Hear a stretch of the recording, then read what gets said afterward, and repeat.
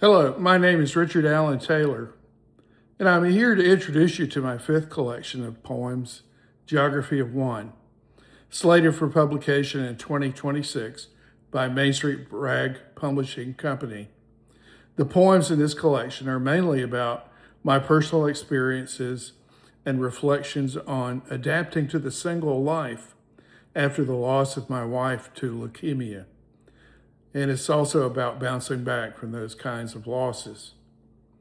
I begin the book with a poem entitled Tour Guide, which first appeared in the magazine Litmosphere. I'll read it now. Tour Guide. If you need a guide through the territories of loneliness, take me. I know these lands, speak the language, have wandered here for years. I'm self-taught. Too proud to ask for directions.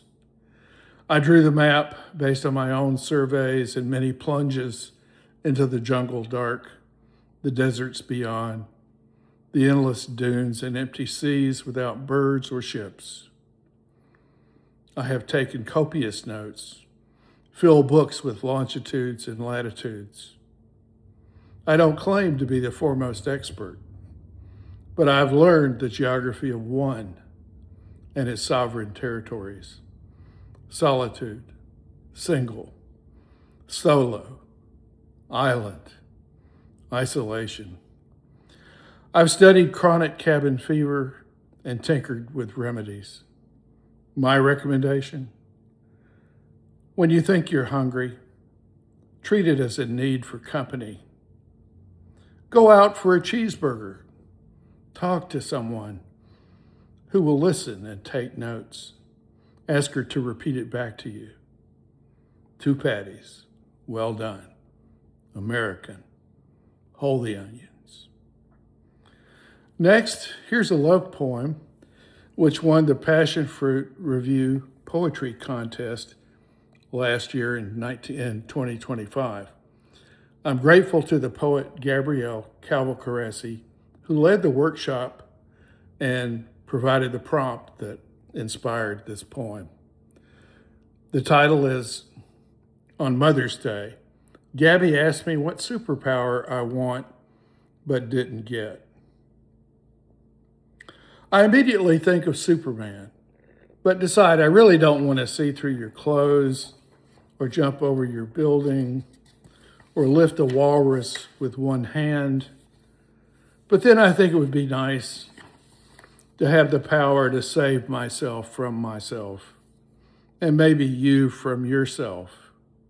But then we get into ethical issues, and politics, and religion, and God knows what trouble even the simplest power can cause. Not to mention the super part.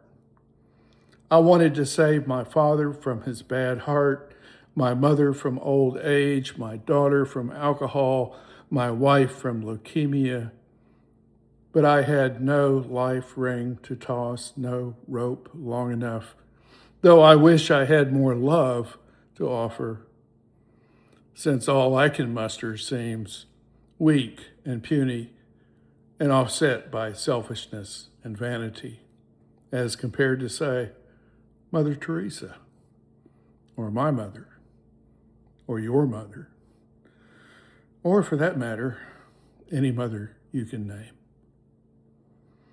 I'll close with the last poem in the book, Last Times, which first appeared in Tar River Poetry. Last Times. There's a last time for everything.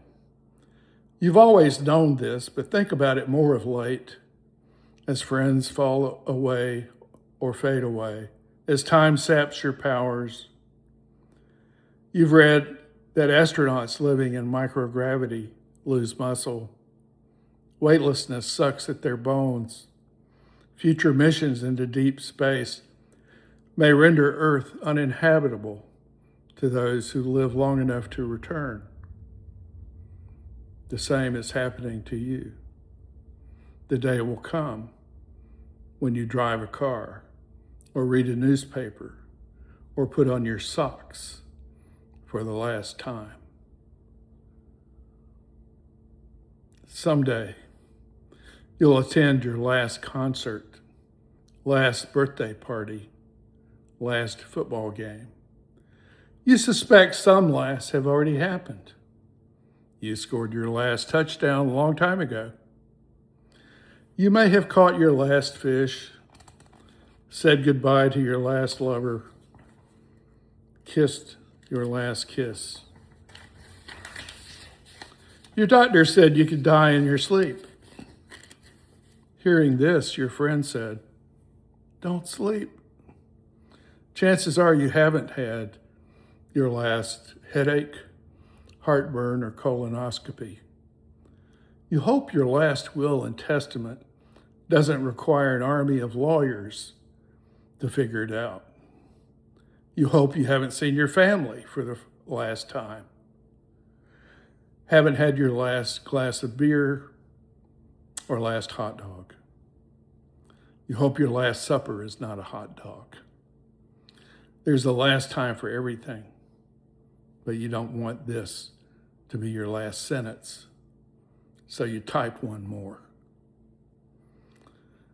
That's it. If you'd like to get a copy of the book, Geography of One, you can find purchasing information at the Main Street Rag online bookstore or scan the QR code displayed at the end of this presentation. Thanks for listening and have a great day.